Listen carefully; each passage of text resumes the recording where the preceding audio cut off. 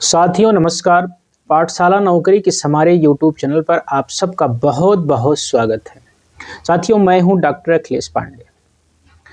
साथियों आप सबको पता है अपने इस यूट्यूब चैनल के माध्यम से मैं आप सबके बीच में शिक्षा रोजगार संबंधित जो भी दिन प्रतिदिन की सूचनाएं होती है वह अपने उन साथियों को अपने उन भाइयों तक पहुंचाने का प्रयास करता हूं जिनको इसकी जानकारी की आवश्यकता है।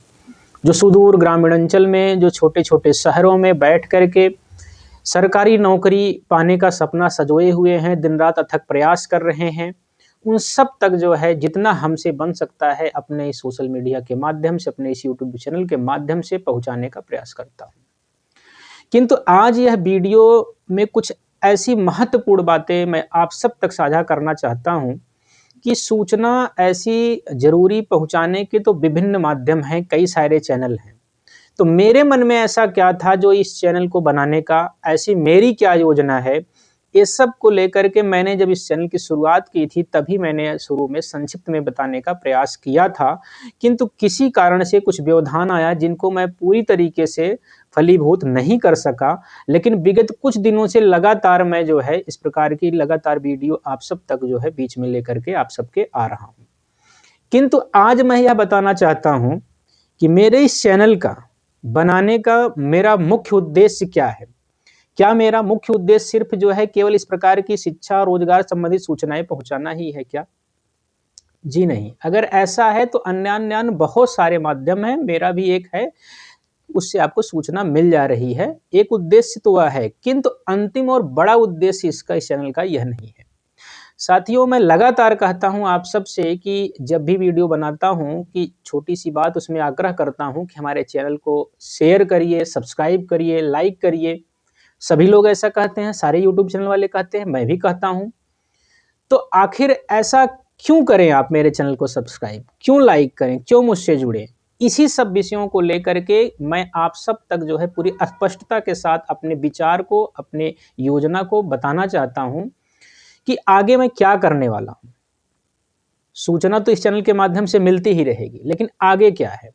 साथियों आप सबको पता है और मैं आगे चल के एक अलग से वीडियो बनाऊँगा कि मुझसे ही क्यों जुड़े, अपने बारे में परिचय दूँगा ताकि आप किसी जो है गलतफ़हमी में ना रहें कि किससे जुड़ रहे हैं, आपको पूरी जानकारी होनी चाहिए मेरे बारे में भी। उसको लेके मैं एक अलग वीडियो जल्दी ही बनाऊँगा आपको। मेरा सिर्फ़ इतना भी कहना है कि मेरा व्यक्तिगत का खुद का पिछले लगभग 12 से 14 वर्षों से मेरा हिंदी विषय से नाता रहा है। इसीलिए मैं कहता हूँ जब आग्रह करता हूँ कि हमारे चैनल को ज़्यादा से ज़्यादा उन प्रतियोगी छात्रों तक, उन भाइयों तक पहुँचाइए जिनका नाता, जिनका जुड़ाव, जिनका नौकरी पाने का सपना हिंदी विषय से है। तो साथियों वर्तमान में मैं हिंदी विषय पढ़ा रहा हूँ और पिछले लगभग 14 सालों से मेरा उसका नाता रहा है। पढ़ाई-लिखाई किया अच्छे संस्थानों से, जो देश के प्रतिष्ठित संस्थान रहे हैं। उस बात को मैं यहाँ डिटेल में नहीं बताऊँगा, सिर्फ़ इतना बताना चाहता हूँ कि मेरी कुछ खुशदिली इच्छा थी कि हिंदी विषय को लेकर के अपने उन ज़रूरतमंद साथियों को जो सुदूर गाँव में बैठे हुए हैं, छोटे-छोटे शहरों में बैठे हुए हैं, जो हिंदी विषय से नौकरी पाने का सपना सँजो रहे हैं, उनके सहयोग कुछ मैं उनका सहयोग कर सकूँ, उनका कुछ काम मैं उनके आ सकूँ। आज के सोशल मीडिया के दौर में ज़रूरी नहीं कि मैं सामने रहूँ, ज़रूरी नहीं कि वो सामने रहें, इस यूट्यूब चैनल के माध्यम से भी कर सकूँ। अब मन में आता है कि ऐसे तमाम यूट्यूब चैनल हैं, तो मेरे ही चैनल को क्यों सब्सक्राइब करें? तो साथियों सबसे बड़ी और सबसे पहली बात पूरे स्पष्टता के साथ मैं आप सबको बताना चाहता हूँ कि यह कुछ ऐसे प्रश्न होते हैं जिनका उत्तर समय आने पे ही मिलता है। शुरू में कितनी बड़ी-बड़ी बातें हम आपको बता दें, विश्वास दिला दें, वो उतना विश्वसनीय नहीं होता है। जब समय के साथ हम काम करते हैं, समय के साथ एक-दूसरे से जुड़ते हैं, तो उसमें विश्वसनीयता भी आती है और उसमें परिणाम भी देखने को मिलता है। अभी के लिए सिर्फ़ इतना मेरा मानना है, इतना मेरा कहना है, आप सबको इतना ही ध्यान कराना है, इतना आप सबके संज्ञान में लाना है कि मेरी व्यक्तिगत खुद का अनुभव रहा है हिंदी विषय से कई सारी सरकारी नौकरियों की। और बहुत ऐसे संघर्षशील बच्चे हैं जिनके अंदर ऐसी प्रतिभाएँ हैं, किंतु एक मार्गदर्शन, एक गाइडेंस के अभाव में वह चीज़ नहीं कर पा रहे हैं जिसको वो डिजर्व करते हैं, जिसकी वो काबिलियत रखते हैं। तो मेरा रोल सिर्फ इतना होने वाला है अपने चैनल के माध्यम से आप सबके बीच में कि हिंदी विषय को लेकर के जो भी प्रतियोगी छात्र हैं उनको मैं अपने कुछ अनुभव, जो भी मुझे तजुर्बा है पिछले 14-15 सालों में, अपना कुछ साझा कर सकूं। तो मुद्दे पे आते हैं सीधे सीधे। अभी हाल फिलहाल शिक्षा सेवा चयन आयोग की जो 2022 का विज्ञापन है, वो चाहे टीजीटी पीजीटी का हो, चाहे असिस्टेंट प्रोफेसर का हो, या आने वाले समय में भविष्य में जो भी विज्ञापन आने वाला है, यही हमारे पास अवसर है। वर्तमान में जो टीजीटी पीजीटी है, पीजीटी की परीक्षा की डेट आप सबको पता है, टीजीटी की परीक्षा की डेट आपको पता है। असिस्टेंट प्रोफेसर विज्ञापन संख्या 51 जो हुआ था पिछले साल 17-18 अप्रैल को, निरस्त हो गया। उसकी डेट फिर से आ गई है 18-19 अप्रैल को। तो इन सब परीक्षाओं को लेकर के क्या रणनीति होनी चाहिए, कैसे आपका अंतिम चयन हो, कैसे आप ऐसी ऐसी योजना बनाएं। पढ़ने वाले तो सभी पढ़ रहे हैं, आप ऐसा क्या कुछ करने वाले हैं अलग, कितनी इसकी कट ऑफ जाती है, उस कट ऑफ को लेके कौन-कौन सी किताबें पढ़नी है, कितने प्रैक्टिस करने हैं, कितने अभ्यास करने हैं, यही हमारी इसमें आने वाले समय में भूमिका होने वाली है। तो आप सबसे इतना ही गुजारिश है कि हिंदी विषय से जो भी हमारे छात्र, प्रतियोगी छात्र भाई-बहन तैयारी कर रहे हैं, बंधु-भगिनी, वो सब हमारे इस चैनल से जुड़े, एक भी रुपया नहीं लगेगा। जी हाँ, आपको सुनने में लगेगा कि शुरू-शुरू में सब ऐसे बोलते हैं। मैं आपको विश्वास दिलाता हूँ, आप मेरे साथ जुड़िए, हम काम करते हैं, एक भी रुपए नहीं लगेगा। सिर्फ़ और सिर्फ़ आपकी ऊर्जा है, आपकी प्रतिभा है, आपका सब कुछ मेहनत होगा। हमारा सिर्फ़ जो अनुभव है, जो हमारी समझ है, वो मैं आप सब तक प्रतिदिन साझा करने का प्रयास करूँगा। आपको पता है, परीक्षाएँ हिंदी विषय से टीजीटी की भी देनी है, पीजीटी की भी देनी है, असिस्टेंट प्रोफ़ेसर की भी देनी है, लेकिन कुछ तो पैटर्न अलग होगा, सबके लिए अलग तो रणनीति बनानी होगी। पढ़ना आपको हिंदी साहित्य का इतिहास ही है, पढ़ना आपको भाषा विज्ञान ही है, पढ़ना आपको व्याकरण ही है, पढ़ना आपको काव्यशास्त्र ही है, पढ़ना आपको संस्कृत साहित्य है। लेकिन क्या पढ़ना है, कितना पढ़ना है, उस हिसाब से आपको रणनीति बनानी होगी। जैसे मान लीजिए टीजीटी की परीक्षा हिंदी से देनी है आपको, टीजीटी की परीक्षा 3-4 जून को होना है। आज इसमें हो गया लगभग 26 जनवरी हो गई, जनवरी खत्म है। फरवरी, मार्च, अप्रैल, मई, इतने आपके देखने में 4 महीना है। लेकिन जब आप इनको पेपर और पेन लेके बैठते हैं, इनको काट के पीट के रणनीति बनाते हैं, तो लगता है कि बहुत कम समय बचा हुआ है, चूँकि हिंदी का सिलेबस है बड़ा। अब पढ़ना हिंदी का पूरा सिलेबस वही है, पढ़ने का अप्रोच आपको अलग रखना होगा।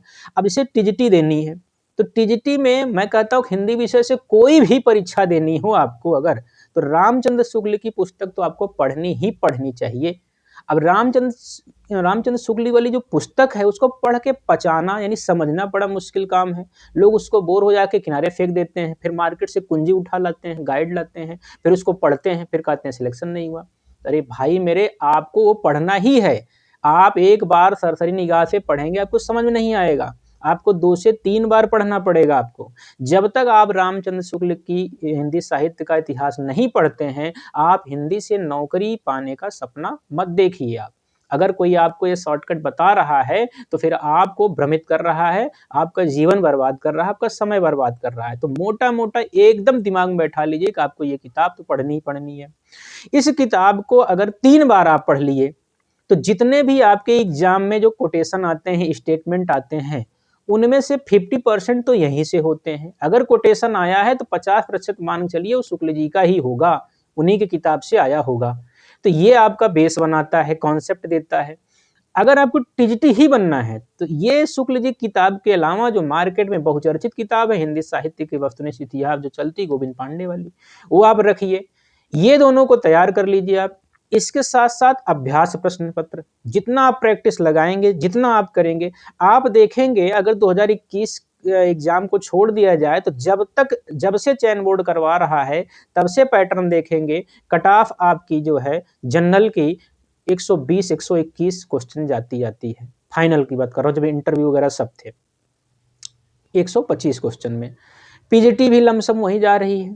तो आपको करना क्या है, टीजीटी के लिए आपको शुक्ल जी किताब, गोविंद चंद्र पांडे जी की वाली किताब पूरी तरीके से जितनी बार हो आपको पढ़ना है, क्योंकि क्वेश्चन रिपीट ही होते हैं, ठीक है?